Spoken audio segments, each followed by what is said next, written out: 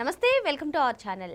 రాజ్యాంగబద్ధమైనటువంటి పదవుల్లో ఉంటూ తిరుమల లడ్డూలో జంతు కొవ్వు కలిసిందంటూ వ్యాఖ్యానిస్తున్నారని, ఇటువంటివి కరెక్ట్ కాదు అంటూ వేసినటువంటి పిటిషన్ను సుప్రీంకోర్టు ధర్మాసనం కొట్టివేసింది. మరి అసలు కల్తీ జరగకుండా చూడాలి అంటూ రిక్వెస్ట్ చేయాలి, కానీ అసలు ఇటువంటి పిటిషన్లు వేయడాన్ని ఏ విధంగా చూడాలి తెలుసుకునే ప్రయత్నం చేద్దాం. దీన్ని విశ్లేషించడానికి మనతో పాటుగా ఉన్నారు సీనియర్ జర్నలిస్ట్ సత్యమూర్తి గారు. నమస్తే సార్. నమస్కారం అండి. సరే, తిరుమల లడ్డులో జంతు కొవ్వు అంటూ డైరెక్ట్గా రాజ్యాంగ పదవుల్లో ఉన్నటువంటి వ్యక్తులు వ్యాఖ్యానిస్తున్నారు. ఇది కరెక్ట్ కాదు అంటూ ఒక పిటిషన్ దాఖలు అవ్వడం, మరి ఆ పిటిషన్ పైన సుప్రీంకోర్టు ధర్మాసనం ఏదైనా ఉంటే సిబిఐ దగ్గర తేల్చుకోండి అంటూ ఆ పిటిషన్ కొట్టేయడం. అసలు ఏంటి, అసలు జంతు కొవ్వో లేదు అంటే కల్తీయో జరగకుండా చూడాలి అంటూ పిటిషన్ దాఖలు చేయడం, లేదంటే కోర్టులను న్యాయస్థానాలను అర్థించాలని చెప్పి ప్రజలందరూ చూస్తూ ఉంటారు. కానీ ఇక్కడ దానికి విభిన్నంగా అసలు ఇటువంటి పిటిషన్ దాఖలు అవ్వడం, దీన్ని ఎలా చూడాలంటారు? కరెక్ట్, మీరు చెప్పిన పాయింట్ చాలా కరెక్ట్. తిరుమల తిరుపతి దేవస్థానంలో ఈ పర్చేజింగ్స్లో లేకపోతే ఆర్థిక సంబంధమైన విషయాల్లో ఎక్కడా పొరపాట్లు జరగకుండా చూడండి, కఠిన చర్యలు తీసుకోండి. లేదు, ఇటువంటి నేరాలకి పాల్పడే వాళ్ళని కఠినంగా శిక్షించేలాగా చట్టాలు రూపొందించండి అని ఇటువంటివి అడగాలి ఎవరైనా భక్తులు, మామూలు సాధారణంగా, అంతే కదా. నెయ్యి కల్తీ జరగకుండా చూడండి, మా మనోభావాలు దెబ్బతింటున్నాయి అని అడగాలి. దానికి సంబంధించి చర్యలు తీసుకుంటున్నారు. వీళ్ళెవరూ అడగక్కర్లేదు. కానీ మనకి ఎక్కడ విచిత్రం అనిపిస్తుంటుందంటే, జంతు కొవ్వు కలిసింది అని ఎవరు మాట్లాడకూడదు అని. అంటే ఇతను పిటిషన్ ఫైల్ చేసిన అతన్ని కాదు నేను అడిగేది. మామూలుగా వెంకటేశ్వర స్వామి భక్తులను అడుగుతూ ఉన్నా, జంతు కొవ్వు కలిసింది అని చెప్పటము, జంతు కొవ్వు కలిసింది కాబట్టి దీని మీద ఎంక్వైరీ వేయండి అని అడగటము తప్పెట్లా అవుతుంది? జంతు కొవ్వు కలపటం నేరమా? జంతు కొవ్వు కలిసింది, దీన్ని కరెక్ట్ చేయండి అని అడగటం నేరమా? ఇది చాలా సునిశ్చితమైన ఈ అంశాన్ని అందరూ ఆలోచించాలి. కల్తీ చేశారు. కల్తీ మామూలు కల్తీ కాదది. అంటే ఒక కిలో నెయ్యి తీసుకొచ్చి, కిలో నెయ్యిలో కొంత ఏదన్నా దానికి ఆ ఫ్రాగ్రెన్స్ కోసం ఏదన్నా కలిపారు అంటే ఏదన్నా అర్థం చేసుకోవచ్చు. అయ్యో అట చేయకూడదండి, ఎందుకు చేశారో అనొచ్చు. అసలు నెయ్యే లేకుండా డాల్డా తీసుకొచ్చి ఆ డాల్డాని నెయ్యిగా, కెమికల్స్ తోటి నెయ్యిగా మార్చి వెంకటేశ్వర స్వామిని మోసం చేస్తే నువ్వు కల్తీ గురించి మాట్లాడటానికి వీల్లేదు, నువ్వు జంతు కొవ్వు కలిసిందని చెప్పడానికి వీల్లేదు. ఇటువంటివి చెప్తే ఎట్లా? ఇటువంటివి ఎట్లా చెప్తారు? ఎందుకు చెప్తారు? ఎవరు చెప్తారు? ఎవరికి సరదా ఇది? ఇది సిఎఫ్టిఆర్ఐ రిపోర్టు. ఈ సిఎఫ్టిఆర్ఐ రిపోర్టులో బీటా సిసోస్టిరాల్ అనేది పాజిటివ్ వచ్చింది. ఇది నెగటివ్ రావాలి. పాజిటివ్ వచ్చింది అంటే అర్థం ఏంటి? బీటా సిసోస్టిరాల్ ఎక్కడి నుంచి వస్తుంది అది తెలుసుకోవాలి. ఇది అంటే ఇంతమంది టెక్నికల్ ఎక్స్పర్ట్స్ ఉండి, డైరీ ఎక్స్పర్ట్స్ని తిరుమల తిరుపతి దేవస్థానాల వాళ్ళు పెట్టుకొని కూడా ఇటువంటి టెస్ట్ రిపోర్టు వచ్చినప్పుడు వదిలేశారు అంటే దాని అర్థం ఏంటి? దాని అర్థం ఏంటి? ఇక్కడ ప్రతివాడు వచ్చి, అంటే కొంతమంది కావాలని కొంతమంది వచ్చి ఏం చెప్తున్నారు అంటే, ఈ జంతు కొవ్వు కలిసింది అని ఒక దుష్ప్రచారం చేస్తున్నారని చెప్తున్నారు. అట్లా చేయకూడదు అంటున్నారు. నీకు ఎన్డీడీబీ రిపోర్టులో క్లియర్గా ఇవన్నీ ఈ జంతు కొవ్వు ఉన్నది అని వచ్చింది. ఫస్ట్ రిపోర్ట్ వచ్చింది. ఆ రిపోర్టు వచ్చిన తర్వాతే ముఖ్యమంత్రి చంద్రబాబు నాయుడు ఆ విషయాన్ని ప్రస్తావించాడు. ఏమని? జంతువులకు యానిమల్ ఫ్యాట్ కలిసి ఉన్నది, అందుకని నేను మొత్తం అక్కడి నుంచి ప్రక్షాళన మొదలుపెట్టాను అని చెప్పాడు. ఆయన చాలా మంచి సదుద్దేశంతో చెప్పాడు. చెప్పిన తర్వాత ఈ ఎన్డీడీబీ రిపోర్టు ఏదైతే ఫస్ట్ బయటకు వచ్చిందో ఆ రిపోర్టు చూసిన తర్వాత, ఈ సిఎఫ్టిఆర్ఐ రిపోర్టు ఎప్పుడు వచ్చింది? 2022లో వచ్చింది. No action taken on CFTRI report. అంటే అది బి సిసోస్టిరాల్ అనేది ఇది అందులో నెగటివ్ రావాల్సింది పాజిటివ్ వచ్చింది అంటే దాని మీద వెంటనే ఎంక్వైరీ చేసి ఆ నెయ్యి అవన్నీ మొత్తం ఆ స్టాక్ అంతా తీసేసి కొత్తవి తెప్పించుకోవాలి కదా, కానీ అవే కంటిన్యూ చేశారు. దీని మీద ప్రశ్నించాల్సిన అవసరం ఉన్నదా లేదా? దీని మీద ప్రశ్నించాలి అంటే ఇంకా ఇందులో ఏది lactic acid, acetic acid ester, monoglycerides, beta carotene, ghee flavour రావటానికి కెమికల్స్, ఇవన్నీ కలిపారు. ఇంకొకటి ఏంటి, అంటే పాల సేకరణ జరపకుండా, వెన్న కొనకుండా దీన్ని తయారు చేశారు బోలే బాబా డైరీ అని చెప్పి ఇందులో A7లో పెట్టి ఈ palmolein oil, refined palm kernel oil, refined palmolein with minimal quality of ghee along with chemicals. Chemicals ఏంటి? Beta carotene, acetic acid ester, lactic acid food grade, monoglycerides, ghee flavour, ఈ లప్సా, ఇవన్నీ కలిపి గీ తయారు చేశారు అనేది రిపోర్ట్లలో వచ్చిన తర్వాత దాని గురించి మాట్లాడకుండా ఎలా ఉండాలి? మాట్లాడితే మనోభావాలు దెబ్బతింటాయి అంటే మీకు మనోభావాలు దెబ్బతినేది మాట్లాడటం వల్ల, కలపటం వల్ల. ఇది తెలుసుకోవాలి. ఈ రోజున సుప్రీంకోర్టు చాలా క్లియర్ కట్గా ఇదే విషయాన్ని చెప్పింది. ఎంక్వైరీకి ఆర్డర్ చేశాం కదా, సిబిఐని వేశాం కదా, సిబిఐ చూస్తున్నది కదా, మీరు నా దగ్గరికి ఎందుకు వచ్చారని ఒక్క నిమిషంలో కేసు కొట్టేశారు. మీరు అంటే మీ అవసరాలు, మీ రాజకీయ అవసరాలు, లేకపోతే మీకు వెసులుబాటు ఉందనో ఉద్దేశంతో మీరు తడకి సుప్రీంకోర్టుకి వెళ్ళి ఇటువంటి ట్రివియల్ ఇష్యూస్ అంటారు వీటిని, ఇటువంటి ఇష్యూస్ మీద సుప్రీంకోర్టు దాకా వెళ్ళి సుప్రీంకోర్టు ప్రధాన న్యాయమూర్తి సమయాన్ని వృధా చేయటం కరెక్టా? మీరు ఆలోచించుకోండి. ఆయన ఆ పిటిషన్ ఫైల్ చేసిన ఆయన కూడా అడ్వకేటే, ఆయనకి న్యాయ వ్యవస్థ గురించి సంపూర్ణంగా తెలిసి ఉంటుంది. నేను అనే పాయింట్ ఏంటి అంటే, కోర్టు సమయాన్ని వృధా చేయటం, జరుగుతున్న ఇన్వెస్టిగేషన్ని కన్ఫ్యూజ్ చేయటం, ఇటువంటి పనులు ఎందుకు? మీకు జంతు కొవ్వు కలిసింది అని చెప్పటం వల్ల బాధ కలిగిందా? జంతు కొవ్వు కలపటం వల్ల బాధ కలిగిందా? అయితే ఇక్కడ ఇంకో అంశం సార్, నాకు ఇప్పటి వరకు అర్థం కావట్లేదు. జంతు కొవ్వు కలిసిందా కలవలేదా పక్కన పెడితే స్వామివారికి ఏకంగా కల్తీ చేయొచ్చా?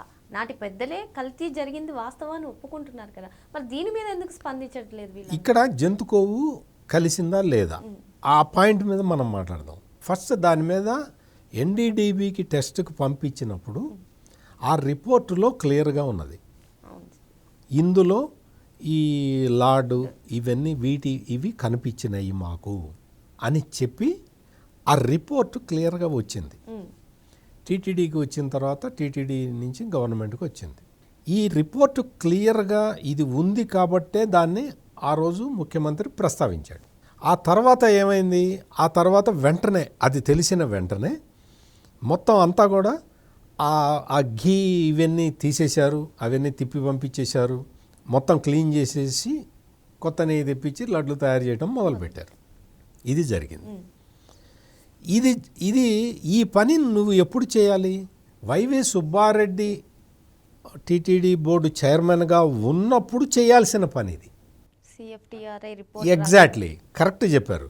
సిఎఫ్టిఆర్ఐ రిపోర్టు 2022లో వచ్చినప్పుడు ఆ రిపోర్టు రాగానే చేయాల్సిన పని ఎప్పుడు జరిగింది? 2024 చివరిలో అంటే ఎప్పుడైతే కూటమి ప్రభుత్వం వచ్చిన తర్వాత జరిగింది. అంటే మరి ఇన్ని రోజులు ఏం జరిగినట్టు? స్వామివారికి అపచారం జరిగినట్టా కాదా? మరి దీని మీద కదా మీరు ఇప్పుడు నేను వెంకటేశ్వర స్వామి భక్తుడిని కాబట్టి నాకు ఆవేదన ఉంటుంది. నా ఆవేదన ఏంటి? నువ్వు అందులో జంతు కొవ్వు కలిపావు అనేది నా ఆవేదన. నువ్వు కలిపావు అని ఊరికే నేనేదో ఊహించి చెప్పటం కాదు. ఎన్డీడీబీ రిపోర్టు వచ్చినప్పుడే అది అందరికీ తెలిసింది. ఎన్డీడీబీ రిపోర్టు వచ్చిన తర్వాత దాని మీద రాష్ట్ర ప్రభుత్వం విచారణకి ఆదేశించింది. విచారణకు ఆదేశిస్తే రాష్ట్ర ప్రభుత్వం నియమించిన సిట్టు పక్కడబందీగా విచారణ జరిపి అన్నీ ఒక్కొక్కటి బయటికి తీస్తూ ఉంటే వైవి సుబ్బారెడ్డి ఎవరైతే ఈ కల్తీకి బాధ్యుడో అతను సుప్రీంకోర్టుకి వెళ్ళాడు. సుప్రీంకోర్టుకి ఎందుకు వెళ్ళావని అడిగారా ఎవరన్నా? వీళ్ళు ఎవరైనా అంటే వైసీపీ బ్యాచ్ కానీ లేదు ఈ హిందూ మత విశ్వాసాల మీద మాకు అపారమైన నమ్మకం ఉంది అని చెప్పేవాళ్ళు కానీ, మేము వెంకటేశ్వర స్వామి భక్తులం అని చెప్పేవాళ్ళు కానీ, వైవి సుబ్బారెడ్డి ఈ కేసు మీద దర్యాప్తు జరగకుండా సుప్రీంకోర్టుకి ఎందుకు వెళ్ళాడు అని ప్రశ్నించారా? ఆ రోజు ప్రశ్నించాలి. ఎందుకయ్యా సుబ్బారెడ్డి నువ్వు ఈ దర్యాప్తుకి అడ్డుపడుతున్నావు అని అడగాలి. ఆ రోజు ఎవరు అడగలే. ఓకే, తర్వాత ప్రొసీడ్ అయిన తర్వాత అంటే సిట్ ప్రొసీడ్ అయిన తర్వాత కొన్ని డెవలప్మెంట్స్ జరిగిన అన్ని వాటికి సంబంధించిన ఇన్వెస్టిగేషన్ అంతా జరిగిన తర్వాత కోర్టు ఆదేశాలు వచ్చినాయి. సిబిఐ వాళ్ళు కూడా 2 ఆఫీసర్లు ఇందులో జత అయ్యారు. జత అయిన తర్వాత సిబిఐ అండర్లో జరుగుతున్న ఈ దర్యాప్తు ఒక స్టెప్ ముందరికెళ్ళి ఇదంతా మనీ లాండరింగ్ కూడా జరిగింది ఇందులో అని ప్రైమా ఫైసి వచ్చింది, నిర్ధారణకు వచ్చింది. నిర్ధారణకు వచ్చిన తర్వాత డబ్బులు ట్రాన్సాక్షన్స్ జరిగినాయి అని వాళ్ళు అనుమానపడ్డ తర్వాత నీ బ్యాంక్ అకౌంట్స్ తీసుకొచ్చి ఇవ్వు మాకు అని అడగను కూడా అడగల. వీళ్ళు వెళ్ళి బ్యాంకుల్లో ఎంక్వైరీ చేస్తున్నారు. బ్యాంకుల్లో సిబిఐ వాళ్ళు వెళ్ళి ఎంక్వైరీ చేస్తున్నారు అన్న విషయం తెలుసుకొని ఈ వైవి సుబ్బారెడ్డి ఆంధ్రప్రదేశ్ హైకోర్టులో పిటిషన్ వేశాడు. నా బ్యాంక్ అకౌంట్స్ తనిఖీ చేయకుండా మరి నాకు ప్రొటెక్షన్ ఇవ్వండి అని చెప్పి. ఆ రోజున ఈ ఈ వీళ్ళందరూ కూడా ఎవరైతే వీళ్ళు జంతుకు కలిసింది అని తరతరకి మాట్లాడొద్దండి, మాట్లాడితే మా మనోభావాలు దెబ్బతింటాయండి అని చెప్పేవాళ్ళు నువ్వేందా డబ్బులు అటు ఇటు పోయినాయి అని చెప్తున్నారు, దాని దర్యాప్తుని నువ్వెందుకు అడ్డుకుంటున్నావు అని అడిగారు ఎవరన్నా? ఎవరు అడగల. ఆ స్టేజ్ దాటి వచ్చిన తర్వాత సిబిఐ ఎడిషనల్ ఛార్జ్ షీట్ను ఫైల్ చేసింది. CBI additional charge sheet file చేసి వాళ్ళు ఏం చెప్పారు? ఇందులో మొత్తం కల్తీ జరిగింది, అడల్ట్రేషన్ జరిగింది అని వాళ్ళు వాళ్ళ సైడ్ నుంచి వాళ్ళు కన్ఫర్మ్ చేశారు. కోర్టులో కన్ఫర్మ్ కావాలి, అది అవుతుంది, ఇన్ డ్యూ కోర్స్ అవుతుంది. అది కన్ఫర్మ్ అయిన తర్వాత హిందూ సంఘాలు ఇవన్నీ కూడా రోడ్డు మీదకి వచ్చినాయా? అది జరిగిన తర్వాత ఈ హిందూ సంఘాలు ఇవన్నీ రోడ్డు మీదకి వచ్చి కల్తీ జరిగిందా అని ఏమన్నా ధర్నాలు చేసినాయా? చేయలే. తర్వాత ఎప్పుడైతే జగన్మోహన్ రెడ్డి వచ్చి ఇదంతా తప్పు, అసలు కల్తీనే జరగలేదని మళ్ళీ చెప్పాడు. ఎప్పుడు? సిబిఐ రిపోర్ట్ వచ్చిన తర్వాత కూడా, ఛార్జ్షీట్ ఫైల్ చేసిన తర్వాత కూడా. ఆ నెక్స్ట్ డే జగన్మోహన్ రెడ్డి కల్తీ జరగలేదు అని చెప్పిన నెక్స్ట్ డే సుబ్బారెడ్డి వచ్చి కల్తీ జరిగిన మాట వాస్తవం, కాకపోతే నేనుగా చేసింది అన్నాడు. నువ్వు చేసావా తేలుతుంది, తర్వాత తేలుతుంది. నువ్వు చేసావా నువ్వు చేయలేదా అనేది తర్వాత తేలే విషయం. కల్తీ జరిగింది అని నువ్వు ఒప్పుకుంటున్నట్టే కదా. అప్పుడు హిందూ సంఘాల్లో కొంచెం కదలిక వచ్చింది. ఆ తర్వాత ఏం చేశాడు? ఎప్పుడైతే హిందూ సంఘాల్లో ఈ కదలిక వస్తున్నట్టు గ్రహించాడో జగన్మోహన్ రెడ్డి, మొత్తం ఈ టాపిక్ మొత్తాన్ని ఇండాపూర్ వైపు డైవర్ట్ చేశాడు. ఇండాపూర్కి హెరిటేజ్కి లింకు పెడుతూ ఆ టాపిక్ వైపు డైవర్ట్ చేశాడు. ఎప్పుడైతే హెరిటేజ్ వాళ్ళు కేసేశారో దాన్ని మళ్ళీ డైవర్ట్ చేసి ఇది చేయొద్దు, అది చేయొద్దు, మీరు 1 మ్యాన్ కమిషన్ వేయద్దు అని 1 మ్యాన్ కమిషన్ వేస్తే ఎవరు రికమెండేషన్ మీద వేశారు? సిబిఐ రికమెండేషన్ మీద 1 మ్యాన్ కమిషన్ వేస్తే మీరు కమిషన్ వేయటానికి వెళ్ళలేదని కోర్టుకు వెళ్ళారా? 1 మ్యాన్ కమిషన్ ఎందుకు వేశారు తెలీదు మీకు. 1 మ్యాన్ కమిషన్ అక్కడ ఉన్న ఇర్రెగ్యులారిటీస్ని సెట్ చేయటానికి వేశారు. ఆల్రెడీ మిస్టేక్ కమిట్ చేసిన వాళ్ళని ఏ విధంగా శిక్షించాలి అని డిరైవ్ చేయటానికి వేశారు. మీకేంటి ఇబ్బంది? భూమన కరుణాకర్ రెడ్డికి లేకపోతే వైవి సుబ్బారెడ్డికి లేకపోతే ఈ జగన్మోహన్ రెడ్డికి వచ్చిన ఇబ్బంది ఏంటి? వాళ్ళకు వచ్చిన ఇబ్బంది ప్రొసీజర్ సెట్ చేస్తున్నాం అంటే మీకెందుకు ఇబ్బంది? అది ప్రశ్నించాలి మనందరం. ఓకే, ఇప్పుడు ఇటువంటి అన్ని కార్యక్రమాలు వాళ్ళు అంటే దుశ్చర్యలకి పాల్పడి వెంకటేశ్వర స్వామిని అపవిత్రం చేసిన తర్వాత ఇప్పుడు ఒక్కొక్కళ్ళు మేలుకుంటూ ఉన్నారు. మేలుకుంటూ హిందూ ఈ ధార్మిక సంఘాలు అన్నీ కూడా స్వామీజీలు బయటకు వచ్చి రాష్ట్ర వ్యాప్తంగా పర్యటిస్తూ ఉన్నారు. అయ్యా, వెంకటేశ్వర స్వామికి అపచారం జరిగింది, దీన్ని ఎట్లన్నా మనం సెట్ చేయాలి, ఇటువంటివి జరగకుండా చూడాలి అని స్వామీజీలు ఒకవైపు ఒక ప్రచారం చేస్తూ ఉంటే హిందువుల్ని మేలుకొల్పడం అంటే అంత ఈజీ కాదు. ఎందుకంటే హిందువులందరూ కూడా పరమత సహనం, మనకి ఎందుకండి ఆ మతంతో మనకి ఎందుకండి, ఈ మతంతో మనకెందుకండి అని నీతులు చెప్పేవాడే తప్ప రోడ్డు మీదకి వచ్చి దీన్ని ప్రొటెస్ట్ చేసేవాడు ఉండడు. అట్లా ప్రొటెస్ట్ చేసే పరిస్థితి హిందువుల్లో ఉంటే జగన్మోహన్ రెడ్డి టైంలో అన్ని వేలాది మత మార్పిడులు జరిగి ఉండేవే కాదు, వేల మందిని మార్చాడు కదా జగన్మోహన్ రెడ్డి. మొత్తం మత మార్పిడులు జరిగినాయి జగన్మోహన్ రెడ్డి టైంలో. అప్పుడే హిందువులందరూ తిరుగుబాటు చేసి ఉండాల్సింది. ఇదేదో వేరే విషయం కాదు. విశ్వ హిందూ పరిషత్ వాళ్ళు, ఆర్ఎస్ఎస్ వాళ్ళు రిపోర్ట్లు కూడా ఇచ్చారు. అంటే అటువంటి పరిస్థితులు ఆంధ్రప్రదేశ్లో ఉన్న మాట్లాడని ఈ వ్యక్తులు ఈ రోజున కరెక్టివ్ మెజర్స్ తీసుకుంటుంటే అడ్డుపడుతున్నారు. ఇదే సుప్రీంకోర్టు కూడా చాలా క్లియర్ కట్గా చెప్పింది. సిబిఐ దర్యాప్తు చేస్తున్నది, మీకు ఏదైనా ఇబ్బంది ఉంటే సిబిఐతో చెప్పుకోండి. సిబిఐ దర్యాప్తు అంటే అడిషనల్ ఛార్జ్షీట్ ఫైల్ చేసింది. దాని మీద అందులో 36 మంది నిందితుల్ని పెట్టారు. వాళ్ళ మీద చర్యలు తీసుకోవడానికి 1 మ్యాన్ కమిటీ వెళ్ళింది. అక్కడే ఉన్నారు, వాళ్ళు చేస్తున్నారు. 45 డేస్లో రిపోర్ట్ వస్తుంది. ఈ లోపల మనం కొన్ని ఏవో పబ్లిక్ ఇంట్రెస్ట్ లిటిగేషన్లు ఇటువంటివి వేసి న్యాయస్థానాలని, సిబిఐని, సాధారణ ప్రజల్ని కన్ఫ్యూజ్ చేయటం కరెక్ట్ కాదు. అది కరెక్ట్ అనిపిస్తుంది. మన హిందువులందరూ తిరుగుబాటు చేయాల్సినప్పుడు తిరుగుబాటు చేయలేదు. చాలా సందర్భాలు, ఇప్పుడు సందర్భాలన్నీ చెప్పా కదా, అప్పుడేమీ చేయలేదు. ఇప్పుడు మా మనోభావాలు దెబ్బతింటున్నాయి.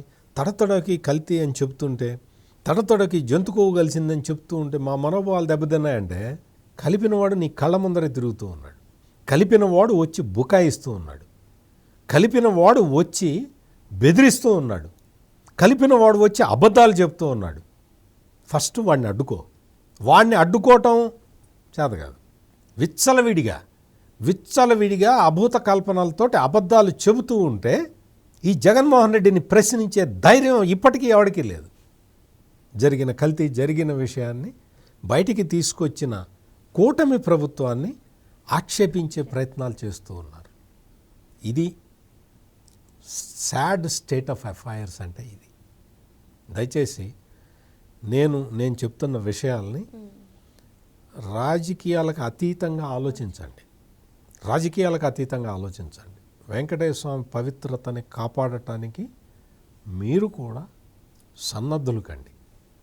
అంతే తప్ప జగన్మోహన్ రెడ్డి వేసే ట్రాప్లో మీరెవరూ పడమాకండి.